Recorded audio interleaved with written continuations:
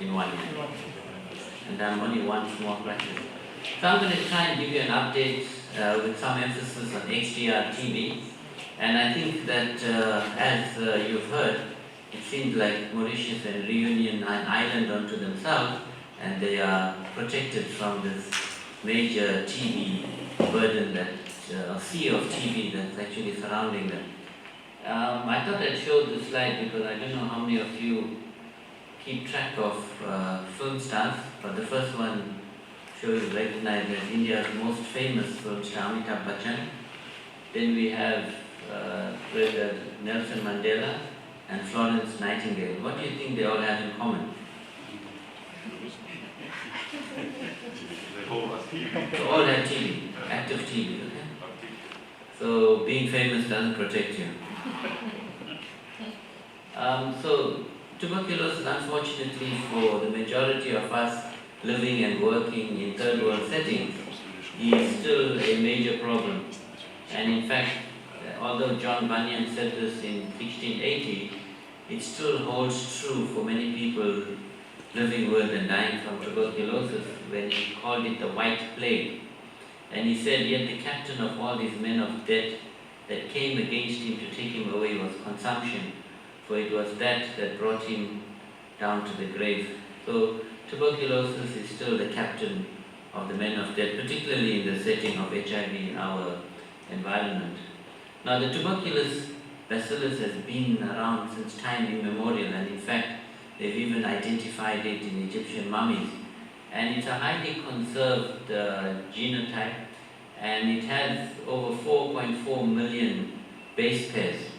And in fact, it explains why tuberculosis is so difficult to treat, because it has an amazing ability to survive and to escape destruction. There's high level of sequence conservation. It's highly variable, polymorphic GNC-rich sequences. Okay? And it also has metabolic pathways for anaerobic metabolism to survive for long periods in tissue, although oxygen is required for growth in the laboratory. And that's why you'll see dormant TB in sort of granulomas in areas of the body, particularly the lung. And although relatively anaerobic regions, the TB bacillus is able to survive, and that's why it persists throughout millennia. And I think you all are well aware of the different types of tuberculosis that we see, and certainly the majority still is drug-sensitive TB. We often see TB where there's resistance to one antibiotic, particularly INF, which is not a problem because these patients still respond well to first-line anti-TB drugs. And then we have polydrug resistant TB, but of particular interest to us is multi-drug resistant TB. And you heard that in Mauritius they only found one last year. And then we have extensively drug-resistant TB, which is the identification of tuberculosis that has actually brought the world to order and to do something about the tuberculosis epidemic that is ravaging mainly the third world countries. And then we now have this new phenomenon of totally drug-resistant TB, which the WHO is reluctant to call totally drug-resistant for good reason, because it is resistant to all currently used anti-TB drugs, but because there are new drugs in the pipeline, you can't therefore maintain the definition of total drug resistance. So they're calling it XDR+, but they've not yet come to any consensus about what to call it.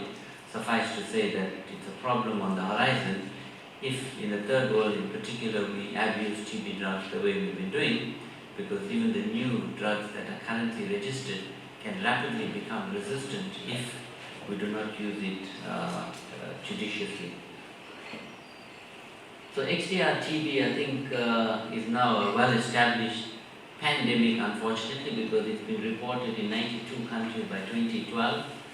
And in fact, about 10% of patients who have multi-drug resistant TB actually have extensively drug-resistant TB. And in fact, there are over 1,600 cases reported to be on treatment by 2012.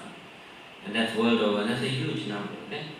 Now, again, I'm not going to go through how the XDR TB came about because I did it in a previous presentation in this forum, but suffice to say that there are several theories, and certainly in South Africa, where we have identified firstly the largest outbreak and the largest number of XDR TB cases reported, is that it is probably due to nosocomial transmission of the XDR resistant bug, rather than de novo resistance which occurs in other parts of the world, whereby resistance occurs because of poor application of anti-TB drugs. For example, they've described in India, where you have the private sector and the public sector, and particularly in the private sector, patients go from doctor to doctor shopping for treatment, and they get prescribed a bizarre combination of anti-TB drugs, and then develop multi-drug and then extensively drug resistant. And in fact, the second description in the world of 3 cases of pan-drug resistant TB came from Mumbai in India, in the Hindu Daj hospital, where they identified patients, and most of these patients were actually treated irrationally in the private sector. So we need to be very vigilant about how we use our anti-TB drugs. And obviously inappropriate treatment therefore leads to the development of resistance, and then poor infection control propagates the spread of these extensively drug-resistant organisms. And when you have a high burden of tuberculosis like we do, infection control like you see in Mauritius, Reunion, is not possible. In fact, it is financially almost impossible, but that doesn't mean something mustn't be done about it, because if TB control programs do not put enough resources, the problem will only grow. Okay, so if you look at, let's look at the bottom graph there, that is TB incidence rates in the world. And you can see, for example, in sub-Saharan Africa, we have one of the worst TB problems. And in fact, in South Africa, currently, the TB incidence rate is between 800 to 1,000 per 100,000. It's come down slightly, but in fact, the reality is that from 1990, where the incidence rate was between 300 and 500 per 100,000, it doubled in the next 10 to 15 years. Probably attributed to the HIV epidemic, but there may be many other factors. One of them being that because of apartheid South Africa, a lot of the TB statistics were actually concealed, because South Africa at that time was divided into South Africa and then the homeland. What the apartheid government did is they broke up South Africa into different sections, and so anything that happened in the so-called homeland was not notified in the South African registry. So after apartheid, they all became one country, and suddenly the TB incidence rose. So it's twofold. One is it's probably political, and the second one is a true increase because of the HIV epidemic. Nonetheless, we still have a huge TB problem in South Africa. And then, okay, one more thing. So when you look at MDR TB, as I said, a fair proportion of patients with about 10%, between 5 and 10% of patients with drug-sensitive TB actually have multi-drug resistant TB. Now, many parts of the world, unfortunately, in sub-Saharan Africa, do not have reliable statistics, so we're not sure of the real scale of the problem. And in fact, many of these countries where you do not have statistics are countries where there is a lot of civil unrest and political instability. But in South Africa, it's about 5 to 10% currently of patients with TB who actually have MDR TB. Now, when you look at number of cases of patients with laboratory confirmed XDR TB started on treatment in 2013, you can see that South Africa is again one of the high burden XDR TB countries in the world. And again, in some other countries, unfortunately, the reality is that there's probably inadequate data to comment reliably on it. But you can see India and China rank also in that same category as South Africa. Now, the other important problem, as I said, is that a fair proportion of patients who have active TB in high burden areas are HIV co-infected. So South Africa not only had a high burden of tuberculosis, but has the largest number of people living with HIV in the world in proportion to its population. And about 75% of patients who present to our setting with active TB are HIV co-infected. So there's no question that the collision of these two epidemics has driven the TB epidemic. Now, just to show you the progress that has been made, and I think you all may be aware that following our description of the epidemic of XDR TB in a region where I come from, the world has then come to has actually the WHO and other agencies have invested huge amounts of money into research into new TB diagnostics and anti-TB drugs, and the one most recent new drug is bedaquiline, and you can see that these are in deep purple countries where there is an expanded access to bedaquiline for the treatment of MDR and XDR treatment. We now also have delanimate, which has been registered for TB, and I hope that in the near future we would have short course regimens for treating MDR and XDR TB, and we'll be able to convert particularly XDR TB, a disease that has a mortality of over 50%, to the same mortality rate we see with drug-sensitive TB. Okay, so this is Madame Curie, who also I think had TB, and it was considered one of the first laboratory tests for TB when the X-ray was identified. So just to show you what I told you initially about South Africa, you can see how our TB epidemic actually grew from 1990 to 2005. It almost trebled, and now we're beginning to see a drop, but not fast enough. Now, if you want to understand where South Africa sits in relation to many other sub-Saharan and Asian countries, you can see that we don't do as well as our poor neighbors. I told you yesterday that South Africa is the richest country, probably the richest country on the continent in relation to its GDP and its population. Yet it has and I believe that it has the highest number of TB treatment centers, diagnostic laboratory per million population, yet has the highest burden of TB compared to all our poorer neighbors. And if you want to look at this in another way, if you look at the high TB incidence countries in the world, if you look at absolute numbers, then South Africa would rank probably about 6. But when you look at it in relation to its population of about 54 million, and then the number of cases per million, then you can see that we rank probably second in the world for the number of TB cases we see. So the question we always ask ourselves is, why did the TB epidemic, why did our TB control do so badly? And I think the answer is fairly straightforward. As I indicated, it's a combination of our apartheid legacy, it's a combination of the growth discrepancy between the rich and poor, and in South Africa it's the other way around compared to first world countries where the majority are the poor and live in very squalid conditions.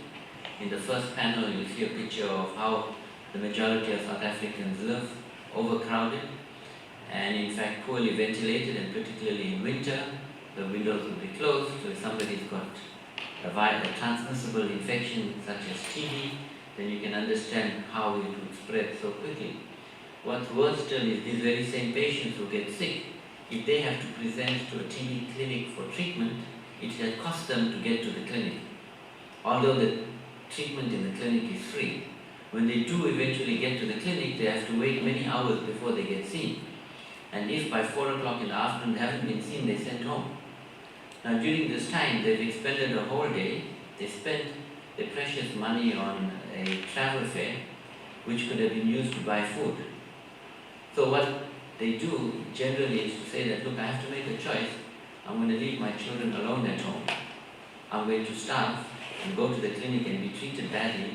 So I'd rather stay at home, buy food, look after my children, and if I get very sick, call the ambulance and they'll take me home to hospital when I'm very sick, so I don't have to pay a travel fare. And unfortunately that scenario plays itself out in these poor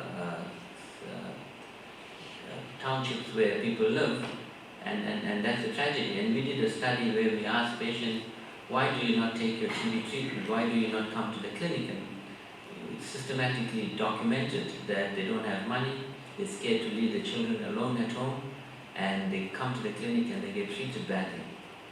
Then when they go to the clinic and they get their TB tested, about half of them don't come back for the result, and in a fair proportion of patients, there is no contact trace. There's no system to track these patients to give them the result in case they don't come. So you can see that we are really facing a serious problem. And then unfortunately in all of this, we have a Department of Health that's probably in denial about this problem. Now in the bottom last photograph there, you will see our TB ward now.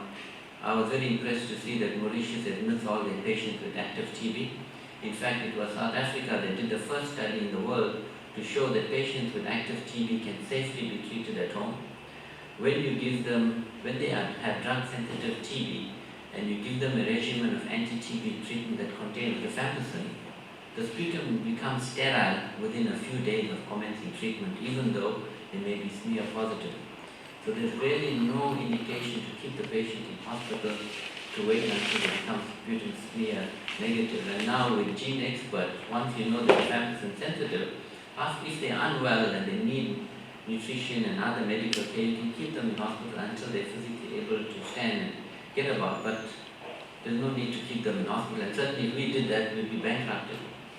I gave you a story yesterday about a patient who had XDR TB who had to be discharged because he wasn't responding fast enough and they needed the bed for more ill patients. The patient was then discharged into the community with XDR TB, still sputum positive, not responsive. And you can see if the patient does get admitted to hospital, he will be lying amongst patients who are ill with HIV, who may not have XDR TB, but when you admit such a patient into a ward, guaranteed they will get TB. And that's how TB spreads in our institutions. So in fact, it might be safer to keep the patients at home. We completed a study 2 years ago to show that you can safely treat patients with MDR TB at home, giving them masks and getting a nurse or home-based carer to visit them on a daily basis to ensure they get their treatment, their injections, and the family is protected because they are trained how to use a mask, improve the ventilation, etc. Because if we were to build hospitals to cater for all these patients with XDR and MDR TB, we would use up the entire health budget in a year, just for that alone. So instead of keep building hospitals and sanatoria, we need to actually get a handle on the problem, and we're moving more and more towards home-based care, simply because we cannot afford to do otherwise. So South Africa is one of the 27 high MDR TB burden countries. It had the second largest number of MDR TB cases in 2012, and it still reports the highest number of XDR TB cases globally. The only thing we don't win at is soccer, I think, and sometimes and rugby, but certainly when it comes to infectious diseases, we win hands down. Unfortunately, 1.8% of new TB cases and 6.7% of previously treated TB cases have MDR TB, and unfortunately we see it across all provinces. Now the most affected province unfortunately is KwaZulu-Natal, the province where I come from, and it is the most populous province in the country, having a population of 10 million out of the total population of 54 million. So if you look at how we're doing in terms of treatment, so these are the number of laboratory diagnosed cases of MDR and XDR TB between the 5-year period. Now you must understand that these are patients who are now proven by either having sputum, smear and culture positive, right? So it's confirmed cases. Now if you separate them from XDR and MDR TB, you can see that in a 5-year period we produce more cases of XDR TB that are proven than Mauritius has done in 10 years, I think, of all TB cases. Okay? So 14,000 MDR cases and about 1,500 XDR TB cases over a 5-year period. Okay? But what's more frightening is if you look at the number of people who were proven to be MDR cases, and you look at the number who actually started on treatment, there's a gross discrepancy. What does that tell you? That tells us that there's a high proportion of people walking around with MDR TB that are diagnosed and not treated. And it's because of our poor laboratory service and system, whereby you diagnose a patient on laboratory criteria, that is culture and sensitivity, as MDR TB, but the patients are either not contacted or lost to follow-up. So they're busy out there in the community spreading the good work, okay? And you can see even with XDR TB, it's probably worse, okay? So you can understand why South Africa continues to generate such a high number of TB cases, okay? So you can see this is, I don't know that many of you who live in South Africa would see this reality. This is how many people in South Africa live, unfortunately, and this is 22 years post our democracy. So we've not done too well. I indicated yesterday the problem of healthcare delivery in South Africa and the factors that have led to a poor healthcare system, and the problem we have of a disparity in healthcare services between the private and government provided services, largely because of, as I said, there's what I call institutionalized corruption in African countries, and we are not spared that, unfortunately. Poor service delivery, yet on paper, if you look at our national TB control program, we have one of the best national TB control programs in the world. We're the first and probably still the only country that has guidelines for managing MDR TB, and yet we do so badly. Okay? So it's more difficult to treat. I don't think I need to educate this audience on how difficult MDR TB is to treat. The good news on the horizon is, I don't know if those of you follow the literature, there's the Bangladeshi regimen that have shown with standard TB drugs, second-line TB drugs, you can reduce the duration of MDR TB treatment to about 9 to 12 months, which they've done effectively. But what is even more exciting is we currently embarked on a NIH-sponsored study where we're looking at reducing the treatment duration of MDR TB to about 6 months using delanamide and bedaquiline in the regimen, and no longer needing any injectable agents. So the picture is going to change. My fear is, whilst for clinicians treating patients and for the patient it might be better, if we don't tighten our control, we're going to create resistance to the important drugs. So if you look at the cost of treating MDR TB, you can see that if you look at in US dollars, to treat MDR TB, all the cases cost $20 million US dollars. I mean XDR TB, and that's in relation to the proportion of cases. MDR TB about 50 million. Yet to treat about half the number of cases of drug-sensitive TB, it costs only 56 million US dollars. So you can see that it doesn't make economic sense not to do something radical about MDR and XDR TB. And again, the view is that if you can eradicate or control drug-sensitive TB, then MDR and XDR TB would naturally come under control at the same time.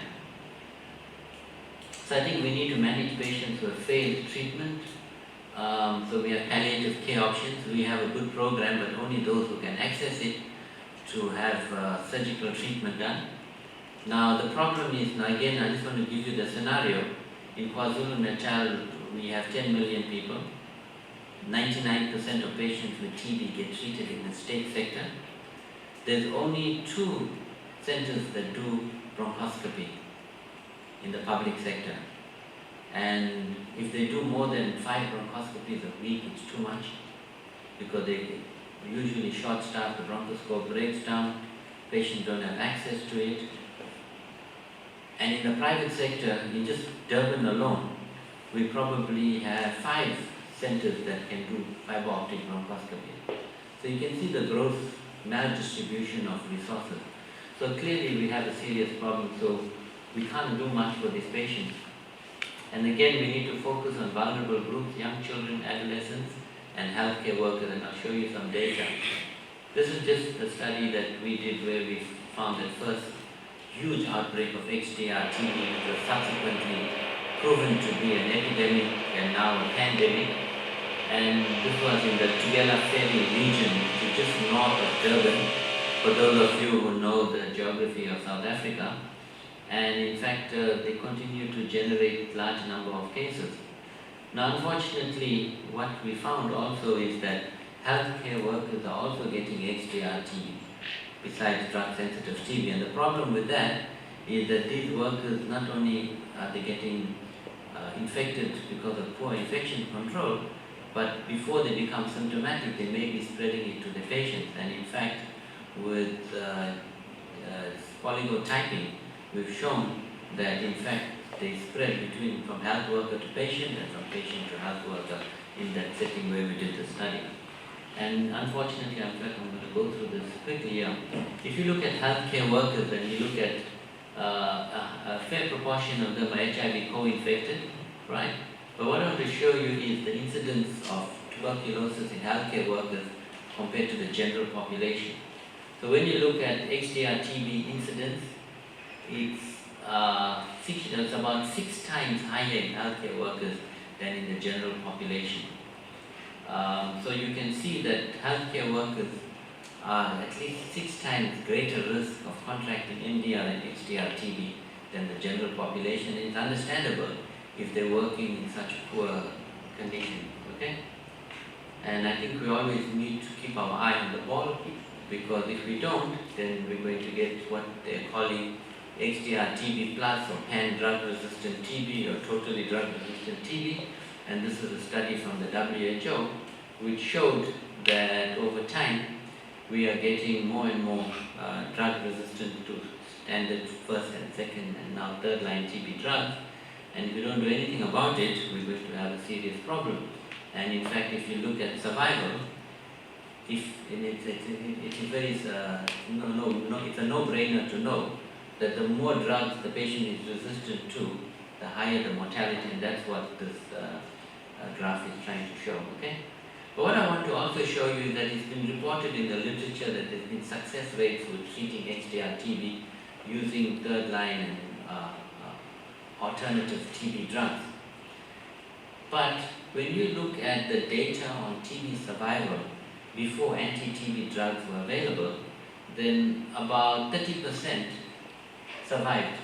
Because not everybody got TB in the pre-antibiotic era died, right? And the reason I want to make that case, and again this is the data from which, the studies from which this data was obtained, and in fact one of the largest studies came from the Brompton, and they got good documentation of the cases. So this is the pre-antibiotic era. So what basically I'm trying to say is that the successes that they're documenting with treating XDR TB is probably related to those who would have survived in any case. So I'm not sure that we're doing too well with our standard first, second and third line TB drugs. I'm sure that the new drugs that are available are going to make a difference. So I'm going to stop here except to say that we need to tighten up our TB control program, and there's a number of logical things that we still need to do. But if we don't, as we appear to be, then we're going to continue driving this TB epidemic. And unfortunately, we have to deal with the HIV epidemic concurrently, because if you don't deal with the HIV, you drive TB. And if you don't deal with TB, when the HIV-infected patient gets TB, it increases the viral load, which makes them more infectious. South Africa currently has the largest ever rollout of antiretroviral treatment in the world. So we have a huge cohort of patients who are on antiretroviral treatment.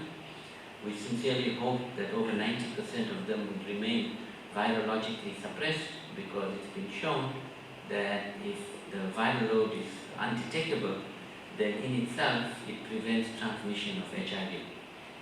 But who can guarantee that these patients are going to remain on treatment and not develop resistance to antiretroviral treatment, given the huge burden we have and the cost of the healthcare associated with that? So I think we face numerous challenges. Unfortunately, I think the best solution for people like us is to emigrate to Mauritius, where there is no TB.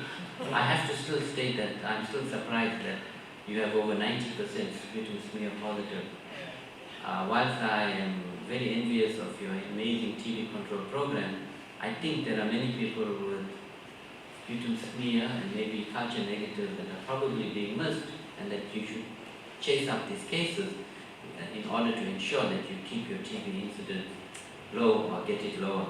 But that's an enviable position which we can't even dream of being in South Africa and other sub-Saharan African countries. So thank you for your attention, and I'm happy to take any questions.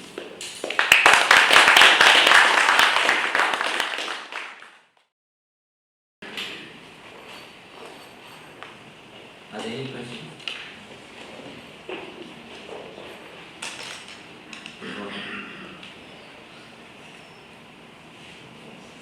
Thank you very much for your presentation. Well, one question is what about the implication of the politics? Those who have the responsibility, because you said you have one of the best tuberculosis control program On paper. in the world. On paper. You are very good. So, can you, what about the implication of the politicians to lower the treatment? Right, so I can't give you an answer, but I'll try and answer it this way. We also have one of the best human rights charter in the world. It was developed after 1994 when we got our democracy. Yet we have the highest rate of rape, crime, road accidents, etc. in the world. We have the best TB control program on paper, and we have the best access to drugs, yet we have one of the highest rates of TB incidents. So it seems like our country is schizophrenic. And there's no question that political leadership has a lot to do with it. So when we speak to the Minister of Health, he's in denial about what the problem is. They don't see the problem. And I think people are left to their own devices. While senior government is engaging in nefarious activities, the rest of the people are playing. To just put it bluntly, and I think, we feel particularly sore about this point, because we were hoping that once we got our democracy, our country would get act together. And unfortunately, it's the African condition, and we need to deal with that. So we need political leadership. We have the elements, we need to implement it. So I can't answer it in any other way. So we are making strides, but we're just producing, it's the running tap issue. The tap is dripping and we keep mopping the floor, we're not closing the tap. Question there. Sorry sir, according to your lecture, I really discovered that the problem of the Indien TB are a heavy burden to the South Africa. I would like to know if there some or any kind of collaboration with the other countries through first the African countries and the rest of the world. Yes, you heard that there is a SADC group that meets and discusses TB. They meet in Johannesburg, believe it or not. And I think they're aware of it. And we now have a WHO center in South Africa. We work closely with them. When we identified the XDR TB, the WHO intervened, came down and was actively involved. So like I said, there's no simple answer. It's just that we find it very hard to understand why we're still faced with this huge problem. If you speak to government now, they'll tell you that things are getting better. They are, but not fast enough.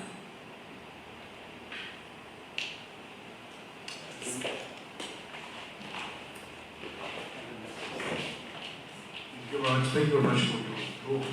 Now, when you look at the full pictures you have shown, when you see the condition of people living, I mean, when you are using biomass in the small space, there are other diseases to talk about. We have not talked about parasitosis and smoking and so on.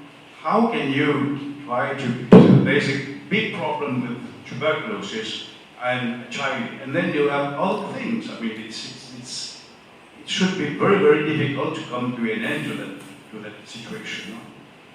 Yeah, well, I think, simply put, HIV and TB can be regarded as socio-economic diseases. So if you try to fix one thing without fixing the other, you're going to run into trouble.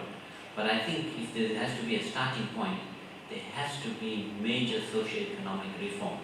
We mustn't forget that tuberculosis came under control in Western Europe long before anti-TB drugs became available, and it was related to the Industrial Revolution in Western Europe. So if we follow that, if we can get socio-economic reform, then the other things will begin to fall into place much more readily.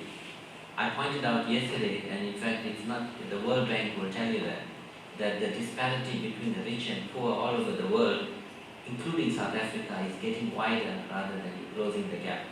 So we need to address that. You can't address, I mean, like I said, you can build TB hospitals and imagine you're treating all the TB cases, but if you keep filling them, it's not going to make economic sense.